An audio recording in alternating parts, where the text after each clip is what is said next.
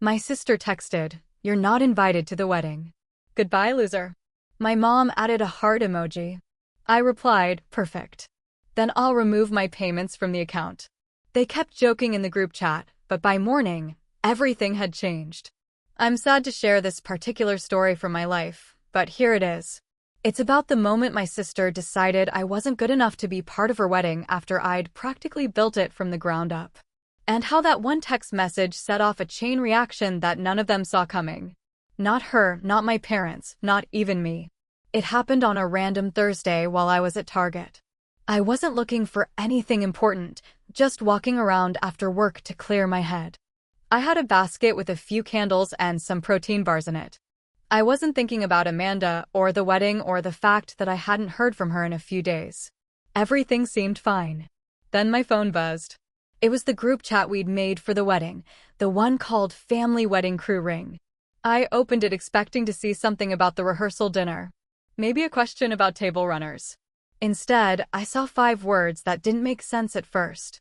"You're not invited. Goodbye, loser." Just that. No context, no explanation. My sister Amanda sent it like she was ordering coffee. And right below that, my mom added a heart emoji. Not even a sentence, just a heart.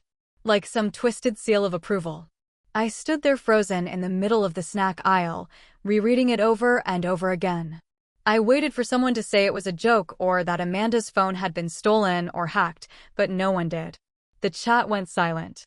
I put the basket down on a random shelf and walked out of the store without saying a word to anyone. That night, I didn't respond. I watched. A few hours later, they were back to chatting in the group like nothing had happened. Amanda posted some TikTok of a bride laughing. My mom wrote, "So true, LOL." My dad said, "Finally, no drama." That was when I knew it wasn't a mistake. They meant it. They wanted me out. After everything I had done, they forgot though. I was the one paying for most of it. The venue, my credit card. That $2,000 dress Amanda was obsessed with, I put down the deposit. Flowers, tasting menus, calligraphy invitations, and even the damn cake samples. All me. Amanda always said she'd pay me back after the wedding gifts started rolling in. My parents said they'd contribute when they could, but they never did. I'd been keeping receipts, literally. So, I finally replied, "Perfect. Then I'll remove my payments from the account." No one took me seriously. Amanda posted a meme of a money gun. Mom replied, "Don't be dramatic, sweetie." Dad threw in a thumbs up like we were talking about paint colors, so I stayed quiet. I made some calls. The venue canceled immediately. The deposit was under my name. Same with the florist. The caterer needed a little convincing, but once they saw my name on the contract, they dropped the order. The dress boutique was the only one that hesitated. Amanda had already been in for a fitting, but when I reminded them I'd paid the deposit and hadn't signed off on the alterations, they agreed to put a hold on everything. By 11 a.m. the next morning, the wedding was gone. At 12:22 p.m., Amanda messaged me, "What did you do?" I didn't answer. Then came the flood. My mom said I was ruining everything. Amanda told me I was mentally unstable. My dad said this was exactly why they didn't want me involved in the first place. They sent 18 messages in 10 minutes. At 3:36 p.m., Amanda went quiet for a moment. Then she sent this, "You have 1 hour to fix this, or I'll tell everyone what you did to Ryan." That made me laugh. Not because it was funny, but because it showed just how desperate she was. She was throwing threats now, hoping something would stick.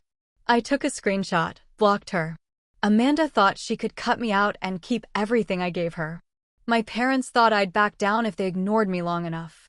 They didn't realize I'd finally reached the end of what I was willing to tolerate. They wanted a wedding without me. Good. Let them try to have one without my money. The first few days after I canceled everything were surprisingly quiet. I thought there would be more fireworks, but instead, it was like they went into damage control mode or maybe shock. Amanda unfollowed me on everything, Instagram, Facebook, even Venmo.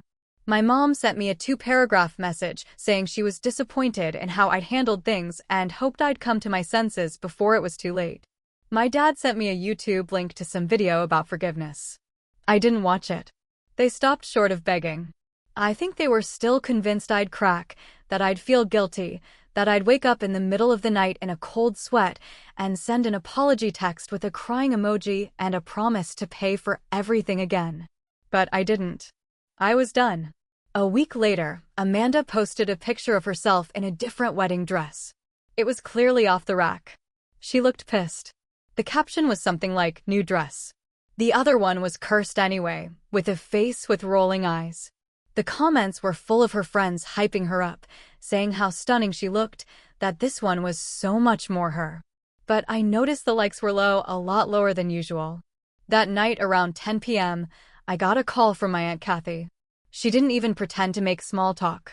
She said Amanda was telling people I'd had a breakdown and that I tried to ruin the wedding because I was jealous. She said my mom was claiming I was unstable and had been causing problems for years. I could hear the discomfort in her voice. She didn't believe it, but she didn't want to get in the middle. Then she asked the question I knew was coming. Did you really cancel everything? I told her yes, and that I wasn't sorry. She was quiet for a second, then just said, "Wow, well, good for you." Word started spreading after that. My cousin Sarah messaged me 2 days later asking if it was true that Amanda and Ryan were trying to throw together a backyard wedding now that they couldn't find a venue on such short notice, that the florist had refused to work with them without me. I didn't respond, but I started getting texts from numbers I didn't recognize. Brian's mom, Amanda's bridesmaid, a random second cousin who hadn't talked to me in 5 years. All trying different tactics, guilt, flattery, even fake confusion. "Hey, I heard there was a mix-up with the planning. Just wanted to see if you were okay. Amanda said you were stepping back. Do you want me to help smooth things over? So sorry about the drama. We all know how weddings are." I ignored everyone. 3 days before what was supposed to be the wedding date, my mom showed up at my apartment. I didn't answer the door. She stood outside for almost 15 minutes. I watched her through the peephole. She rang the bell twice, then left. 10 minutes later, she texted me, "Please just talk to us. This can still be fixed." I stared at that text for a long time. I thought about the years of being treated like a wallet with legs. The way they always expected me to help out because I had a steady job and no husband or kids. The way they used me over and over and called it love. Then I deleted the message. Let them figure it out. The wedding was off track. Their budget was gone, and the clock was ticking. They wanted to push me out. Now they could see how far they got without me. 2 days before the wedding, I got a Venmo request from Amanda. $7,800. No message, no context, just the number like I was a wedding sponsor who forgot to send in her donation. I declined it. 10 minutes later, another one came through. Same amount. Still nothing written. I declined that one too. And this time, I blocked her on Venmo completely. That made it real. I think that's when the shift happened. You could feel it, like the last thread snapped. Later that afternoon, a text came in from an unknown number.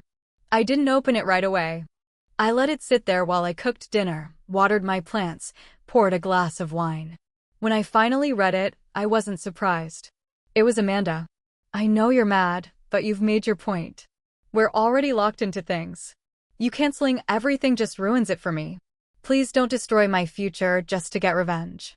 That last line, "don't destroy my future," like I was the one swinging the wrecking ball. As if they hadn't kicked me out of the group chat and humiliated me in front of our family and friends. As if they hadn't laughed when I said I was pulling out. I didn't reply. I blocked the number. That evening, I got a call from the venue, the one Amanda had loved so much she cried during the tour. The woman on the phone was calm but direct.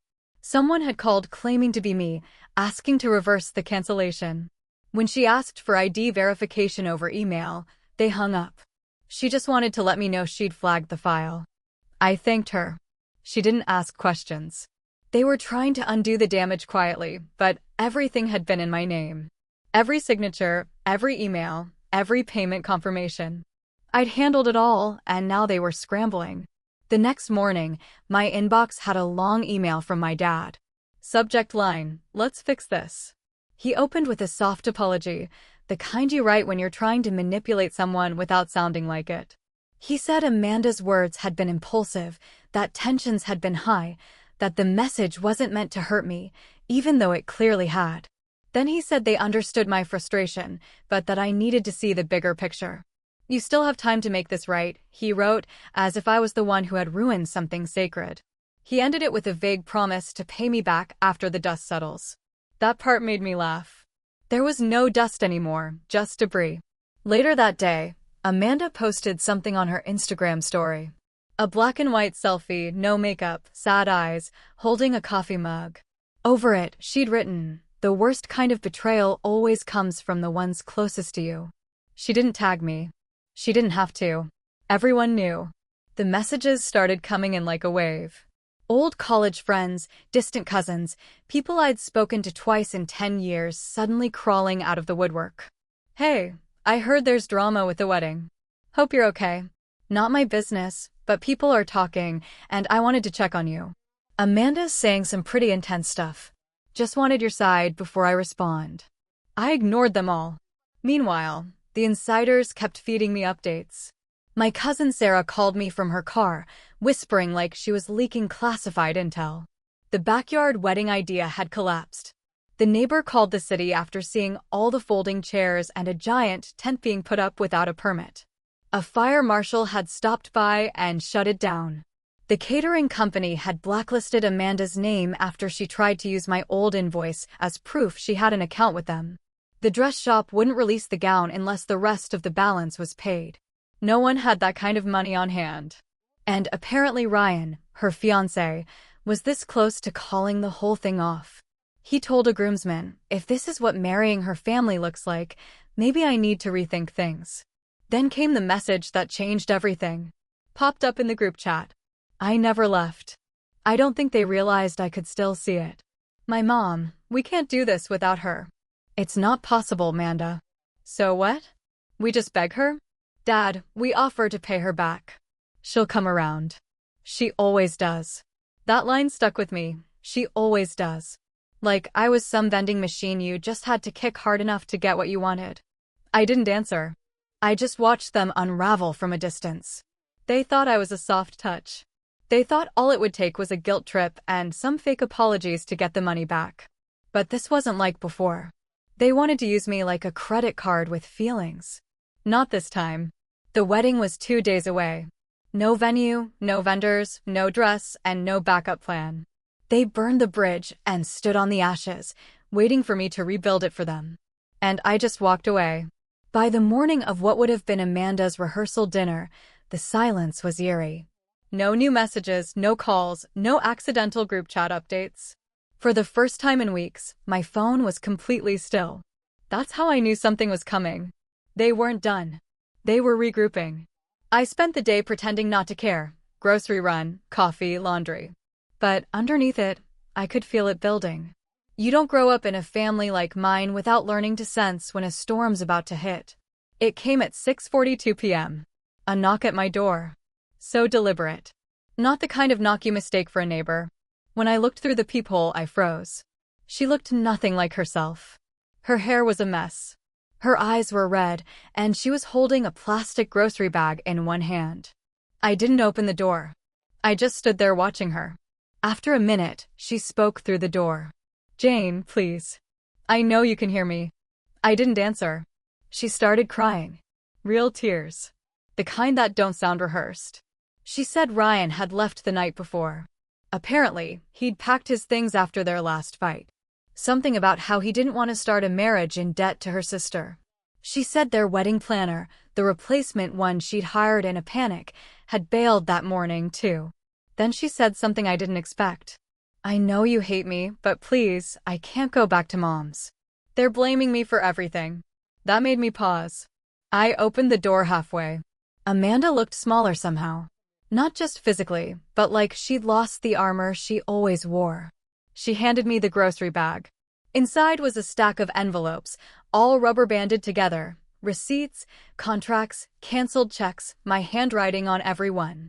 She said Mom had found them in her drawer, the ones she used to organize the wedding finances, and told Amanda to bring them to me to show I wasn't owed anything. But when Amanda opened them, she realized something. Most of those family contributions she thought mom and dad made, they were fake duplicates. I'd paid every single one. She said she hadn't known. That mom had told her I offered to cover everything because I was lonely and wanted to feel included. That was the unexpected part. Not that they lied. I was used to that. But that Amanda actually looked like she believed what she was saying.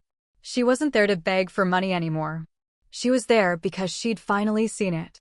We sat in silence for a while. She asked if I was happy now. I said no. I told her I didn't want revenge. I just wanted to stop being treated like the family credit card. Then the other shoe dropped. As we were sitting there, my phone buzzed. A new email from the wedding venue. Apparently, my mom had called them earlier that day, pretending to be my personal assistant, trying to convince them to reinstate the booking and charge it to my account again. The manager had caught on immediately. They traced the call number and attached it to the email as evidence, saying they'd flagged it for attempted fraud. Amanda saw the email. Her face went pale. She whispered, "She really did that?" I nodded. She didn't cry this time. She just stood up, said she needed to handle something, and left without another word. That night, I didn't hear from anyone. Not Amanda, not mom, not dad. Until 2:07 a.m. My phone lit up with a message from my mom. One line, "You'll regret what you started." No heart emoji this time. And that was when I realized it wasn't over. Not even close. The morning after I got that text from my mom, "You'll regret what you started," I didn't feel fear or guilt like she probably hoped. I felt something else, something steady. I'd spent years trying to keep the peace, paying for things they couldn't afford, swallowing comments, making space for Amanda's tantrums and our parents' excuses. This time, I was watching them flail from a safe distance, and I wasn't reaching in to pull them out. At 12:08 p.m., Amanda called. I let it ring once, then answered. She didn't start with an apology. She didn't even ask how I was. She got straight to the point. Ryan was still gone. He'd moved into his brother's spare room. Said he needed time to think. The wedding was supposed to be the next day. Guests had canceled. The cake had melted in someone's garage. The dress was still being held hostage. There was nothing left but the name on the license. She said she was going through with it anyway. Just her and Ryan at a courthouse, if he showed up. She said she didn't want anything else. No flowers, no music, no guests. Then she asked if I would loan her the money, not give loan. I stayed quiet. She told me it wasn't a trick, that she'd seen the receipts, that she realized how deep she was in the lie and how long our parents had been using both of us in different ways. She said she didn't know about the fake reimbursements, that she truly thought mom and dad had helped, and I had just offered to help more because I was bored or lonely. I told her to send me the number she needed. It came through later that evening, $2,600. Just enough to get the license, a simple dress from some department store, and a cheap dinner with a handful of people who didn't know or care what really happened. I didn't respond that night. Instead, I pulled out my laptop and spent an hour writing a formal loan agreement. Full amount, monthly payments, interest, not high, just enough to remind her it wasn't free. A due date each month, late fees, legal phrasing, a clear consequence if she missed more than 2 payments. At noon the next day, we met at a diner, somewhere neutral, somewhere no one knew us. She came in looking small, no makeup, dark circles, wearing a hoodie with her hair in a bun. She didn't order anything. I slid the papers across the table. She didn't ask a single question. She read it once, then signed every page. No comments, no snark, just pen on paper. I wired the money right there in front of her. She didn't say thank you. She just folded the papers, put them in her purse, and walked out. The courthouse ceremony happened the next day. Ryan showed up barely. They didn't post anything on social media. I only knew it happened because our Aunt Lisa forwarded me a blurry photo Amanda had texted her with the caption, "We did it. Please don't ask questions." I figured that would be the end of it until I got an invitation, emailed not printed, to a celebration dinner at a local restaurant. No mention of the drama, just a vague polite note about finally starting this new chapter. It was clearly thrown together last minute. I RSVP'd no, but I sent a gift. I had it delivered to the restaurant 10 minutes before the dinner started. Wrapped professionally, silver paper, white bow, no card. Inside the box was a framed 8 by 10 printout of the original venue deposit receipt. The one Amanda had begged me to pay for over the phone 6 months ago, swearing she'd pay me back as soon as she got wedding money. Taped to the back of the frame, a copy of the loan agreement, enlarged, printed on heavy cardstock. Amanda's signature highlighted in yellow. Interest rate circled. Due date underlined. It looked like a wedding announcement if you didn't read closely. I wasn't there to see them open it, but I didn't need to be. By 9 p.m., I was getting messages. My cousin Paige texted, "Holy S." That was ice cold. One of Amanda's friends sent me a laughing emoji. Even Ryan's brother followed me on Instagram. No one could pretend anymore. They laughed when I said I was pulling out. They told everyone I had a breakdown, that I'd ruined the family event. They made jokes in the group chat while they were spending my money. And now every person at that dinner saw who really paid for the wedding, who cleaned up the mess, who kept the receipts. Amanda started making payments the following month. Like clockwork, direct deposit, no notes, never early, never late, just quiet repayment of a debt that everyone at the table remembered. By the time Amanda's first payment came through, $237.65 direct deposit, exactly on the 3rd, like the contract said, it didn't feel like victory. It felt like a quiet acknowledgement that the fantasy was over. That she knew I wasn't going to disappear this time. That the cleanup wasn't free. And she didn't try to spin it.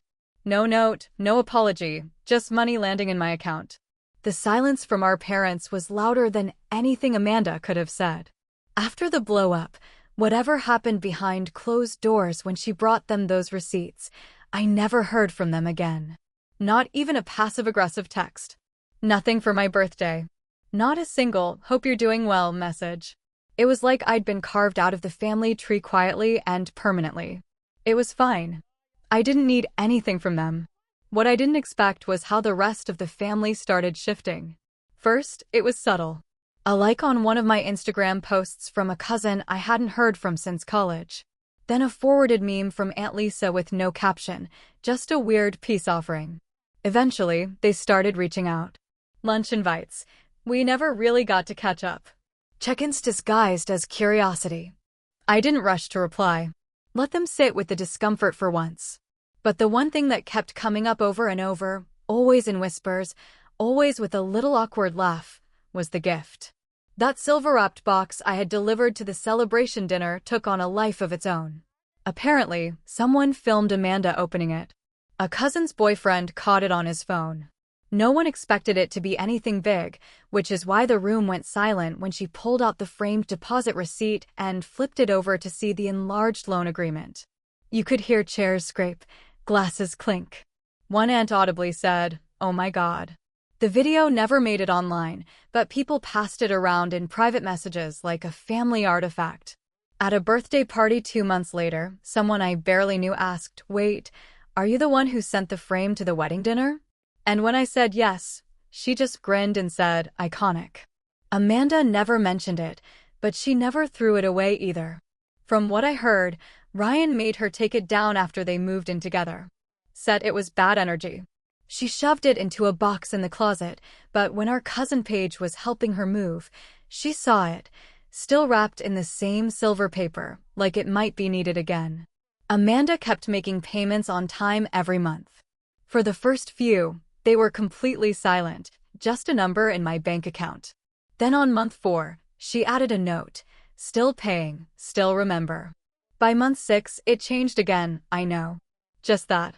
It never became friendly between us. We never went back to being sisters in the way people expect. No holiday reconciliation, no teary hug over wine and forgiveness. Just this quiet transactional rhythm we fell into. Her paying, me not answering. And, honestly, that was more closure than I ever thought I'd get. My parents still don't talk to me, but I know they hear about me. Every time a family gathering happens, a barbecue, a baby shower, anything, someone brings it up. Not the drama, not the fight, not even the loan. The gift. The story that won't die. They talk about how cold it was, how calculated, how brutal. They say it like it's a bad thing, but the tone always shifts when they realize I kept the receipts, literally. That I made them remember, that I didn't scream, I didn't argue. I just sent a package, and they've been unpacking it ever since. Amanda will finish paying the loan in 16 months. There's nothing she can say to erase what happened. And I don't need her to, because the real debt isn't the money. It's the memory. And that one's mine to keep.